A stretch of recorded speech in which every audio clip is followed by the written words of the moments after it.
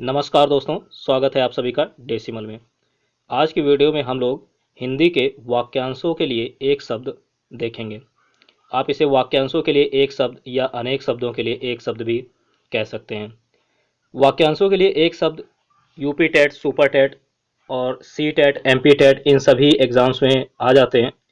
तो वीडियो को पूरा देखिएगा, ठीक है। बीच में स्किप मत कीजिएगा।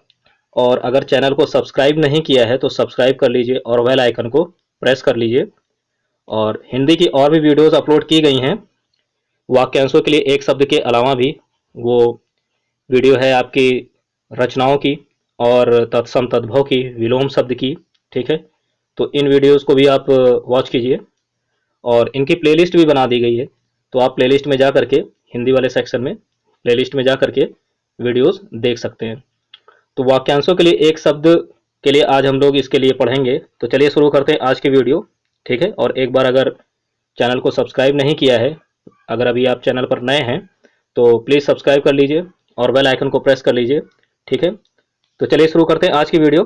हिंदी की वाक्यांशों के लिए एक शब्द या फिर कह सकते हैं अनेक शब्दों के लिए एक शब्द, ठीक। जैसा कि ये सुपर टेट, यूपी टेट इन सभी एग्जाम्स में काफ़ी हेल्पफुल होगा, ठीक, और अन्य एग्जाम्स में भी, ठीक है। चलिए शुरू करते हैं आज की वीडियो।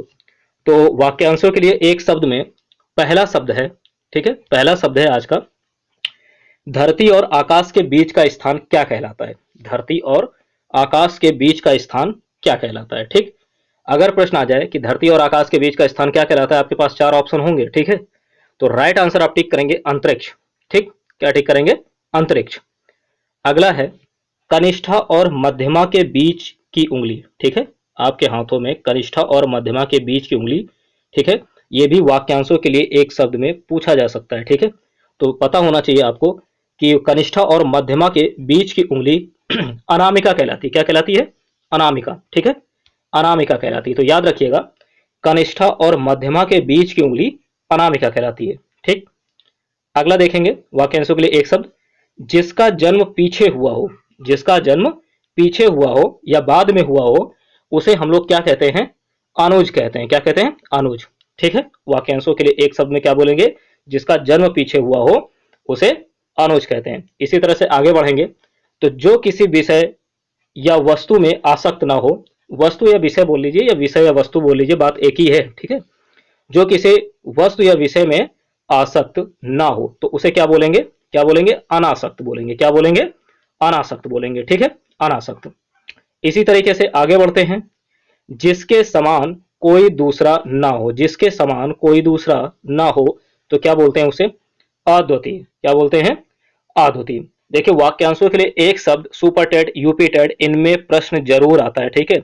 एमपी टेट, रीट और सी टेट और अन्य एग्जाम्स में हिंदी में वाक्यांशों के लिए एक शब्द जरूर आता है। साथ ही साथ रचनाओं के भी प्रश्न पूछ लिए जाते हैं और तत्सम तद्भव भी पूछ लिए जाते हैं। तो वीडियोस बन चुकी हैं, उन्हें भी आप जरूर से देखिए, ठीक है। चलिए शुरू आगे देखते हैं, इसके आगे क्या है। अगला है वाक्यांशों के लिए एक शब्द में जो किसी वस्तु या व्यक्ति के प्रति आसक्त हो, ठीक है। अभी देखिए, जो आसक्त ना हो पीछे था, अब अगर आसक्त हो तो क्या बोलेंगे? अनुरक्त बोलेंगे। क्या बोलेंगे? अनुरक्त, ठीक। जो दूर की बात ना सोच सके, अगला पॉइंट, जो दूर की बात ना सोच सके उसे बोलते अदूरदर्शी, और जो सोच सके उसे क्या बोलेंगे? उसे बोलेंगे दूरदर्शी, ठीक है। ये भी याद रखिएगा कि अगर दूर की बात ना सोच सके तो वो कहलाएगा अदूरदर्शी, और अगर सोच सके इस तरह से आ जाए कि जो दूर की बात सोच सके उसे क्या बोलेंगे? दूरदर्शी, ठीक है। दूरदर्शी। इसी तरह से आगे बढ़ते हैं, आगे बढ़ेंगे तो यहां पर देखिएगा, यहां पर है अगला फैक्ट, जो वाक्यांशों के लिए एक शब्द है, इसमें वर्षा की अधिकता, ठीक है। यहाँ पर अधिकता आ की मात्रा लगा लीजिएगा। वर्षा की अधिकता क्या कहलाती है? अतिवृष्टि, ठीक है। अतिवृष्टि। वर्षा की अधिकता अतिवृष्टि कहलाती है। वर्षा की अधिकता अतिवृष्टि कहलाती है। इसी तरह से आगे बढ़ेंगे तो अगला है वाक्यांशों के लिए एक शब्द में, जिसमें कांटे या विघ्न बाधा ना हो। मतलब जिसमें कांटे या विघ्न बाधा ना हो उसे बोलेंगे अकंटक। क्या बोलेंगे? अकंटक, ठीक। अगला है कि जो गिना ना जा सके। देखिए, जो गिना ना जा सके तो याद रखिएगा, इसमें दो तरह से ऑप्शन दिए जाएंगे, ठीक है। कभी हो सकता है आपको अगणित दिया जाए। क्या दिया जाए? अगणित, ठीक। तो जो गिना ना जा सके उसे अगणित भी बोलते हैं। और साथ ही साथ अनगिनत शब्द भी याद कर लीजिएगा, ठीक है। तो ऑप्शन में जो भी हो, अगणित हो या अनगिनत हो, तो आप दोनों में से कोई भी ऑप्शन मिल जाए, राइट आंसर टिक कर सकते हैं। ठीक है, दोनों नहीं मिलेगा, दोनों नहीं मिलेगा, याद रखिएगा एक ही मिलेगा, या तो अगणित मिलेगा या अनगिनत मिलेगा। ज्यादा प्रबल संभावना है कि अगणित मिले। ठीक है, अगणित। ठीक, आगे बढ़ते हैं। अगर चैनल को सब्सक्राइब नहीं किया तो सब्सक्राइब कर लीजिए।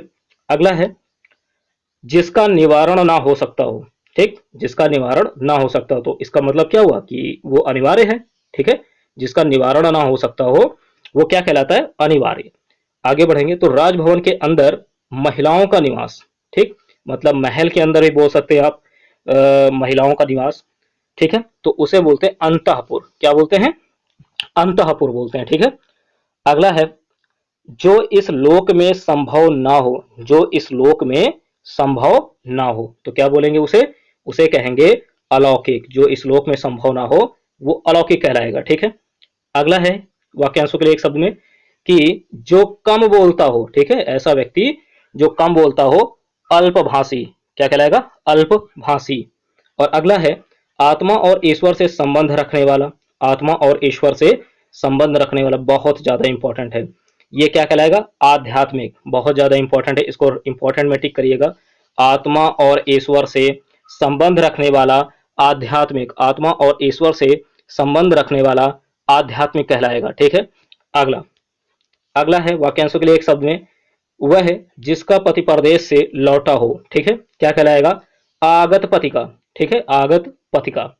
जिस पर किसी का आतंक छाया हो वो क्या कहलाएगा, आतंकित। क्या कहलाएगा, आतंकित।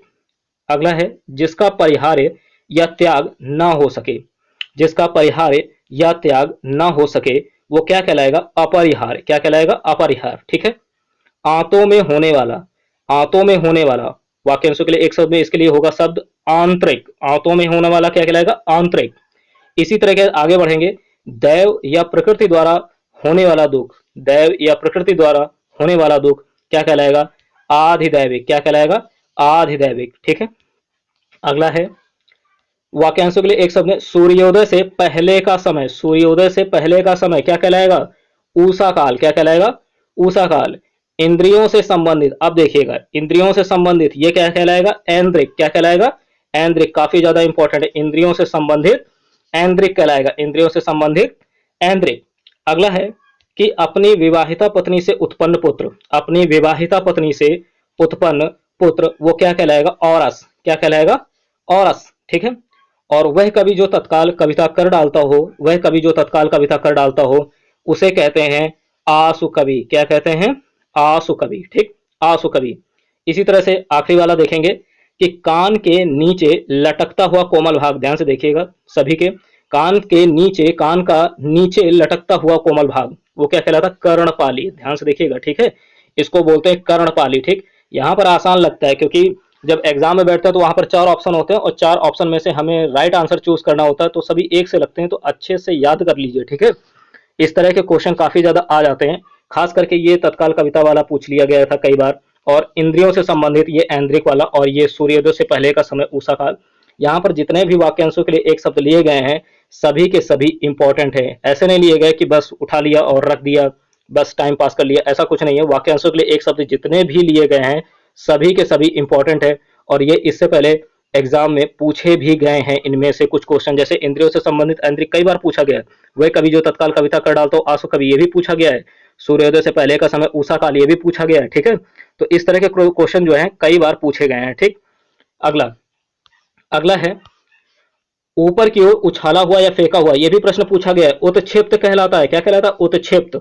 इसी तरह से जो आलोचना के योग्य हो वो क्या कहलाएगा, आलोच्य कहलाएगा। ठीक, आलोच्य कहलाएगा। और अब आता है सबसे ज्यादा इंपॉर्टेंट, मोस्ट इंपॉर्टेंट। ठीक है, मोस्ट इंपॉर्टेंट। ध्यान से देखिएगा इस पूरे बॉक्स में, इस पूरे बॉक्स में ध्यान से देखिएगा।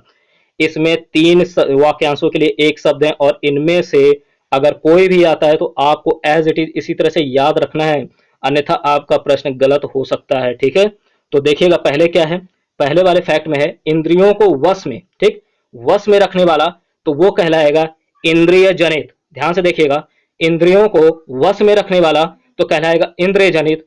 और अगर इंद्रियों पर किए जाने वाला वश, ठीक है, इंद्रियों पर किया जाने वाला वश, तो वो कहलाएगा इंद्रिय निग्रह। इंद्रिय निग्रह क्या कहलाएगा? इंद्रिय निग्रह। और अगर प्रश्न आ जाए कि जो इंद्रियों की पहुंच से बाहर हो, जो इंद्रियों की पहुंच से ही बाहर हो, तो वो कहलाएगा इंद्रियातीत। क्या कहलाएगा? इंद्रियातीत। नोट रखिएगा कि अगर वश में रखने वाला तो इंद्रिय जनित, और इंद्रियों पर किया जाने वाला वश, दोनों में अंतर है, तो वो कहलाएगा इंद्रिया निग्रह। और जो इंद्रियों की पहुंच से बाहर हो तो वो कहलाएगा इंद्रियातीत। ठीक है, तो इस बॉक्स के जितने भी हैं, 3 हैं, ठीक है, तीनों में काफी ज्यादा देखने में ऐसा लग रहा है कि एक जैसे हैं, लेकिन ये एक जैसे नहीं है, ये सभी अलग हैं। तो इनके लिए, सबके लिए एक शब्द जो है, वाक्यांशों के लिए एक शब्द अच्छे से याद रखिएगा कि किसके लिए क्या हो। जब वश में रखने वाला हो तो इंद्रिय जनित, और किया जाने वाला वश यानी इंद्रियों पर किया जाने वाला वश तो इंद्रिया निग्रह, और जो इंद्रियों की पहुंच से बाहर हो तो वो इंद्रियातीत। आपको इसी वीडियो में ये रट जाना चाहिए एकदम से, ठीक है, और रट भी गया होगा। चलिए आगे देखते हैं। अगला है, सूर्य जिस पर्वत के पीछे से निकलता है, ठीक है, तो वो क्या कहलाता है? उदयाचल। काफी इंपॉर्टेंट है, ये भी पूछा गया है इससे पहले, ठीक है। अगला है, परलोक से संबंधित, क्या कहलाएगा? पारलौकिक कहलाएगा, ठीक है, पारलौकिक। जो किसी दूसरे के आश्रय में रहता हो तो क्या कहलाएगा? पराश्रित। क्या कहलाएगा? पराश्रित। जो दूसरे के आश्रय में रहता हो वो पराश्रित कहलाएगा। और जो कहीं जाकर लौट आया हो, जो कहीं जाकर लौट आया हो, इंपॉर्टेंट है, वो प्रत्यागत कहलाएगा। क्या कहलाएगा? प्रत्यागत। ठीक है। अगला है, पृथ्वी से संबंधित या मिट्टी का बना हुआ। नोट करिएगा, पृथ्वी से संबंधित या मिट्टी का बना हुआ, तो सुना होगा पार्थिव। पार्थिव शब्द सुना होगा, वो कहलाता है पार्थिव। ठीक है, काफी इंपॉर्टेंट लिए गए हैं, आसान से नहीं लिए गए हैं, सभी के सभी इंपॉर्टेंट है। और सुपर टेट, यूपी टेट, इन सब में तो पूछे जा सकते हैं। यूपी टेट में कई बार इनमें से कुछ क्वेश्चन आए हैं। ठीक है, चलिए आगे देखते हैं। वाक्यांशों के लिए एक शब्द में, किसी बात के मर्म को जानने वाला। ठीक, किसी बात के मर्म को जानने वाला वो मर्मज्ञ होगा। जिसने मृत्यु को जीत लिया हो, बहुत इंपॉर्टेंट है, मृत्युंजय। मृत्युंजय, जिसने मृत्यु को जीत लिया हो वो कहलाएगा मृत्युंजय। इसी तरह से आगे बढ़ेंगे। जो अनेक भाषाओं का ज्ञाता हो, नोट करिएगा, जो अनेक भाषाओं का ज्ञाता हो उसे बोलते हैं भाषाविद। क्या बोलते हैं? भाषाविद। इसी तरह से आगे बढ़ेंगे। मतिमंद होने की अवस्था, मतिमंद होने की अवस्था क्या कहलाएगी? मतिमंद होने की अवस्था मतिमांद। क्या कहलाएगी?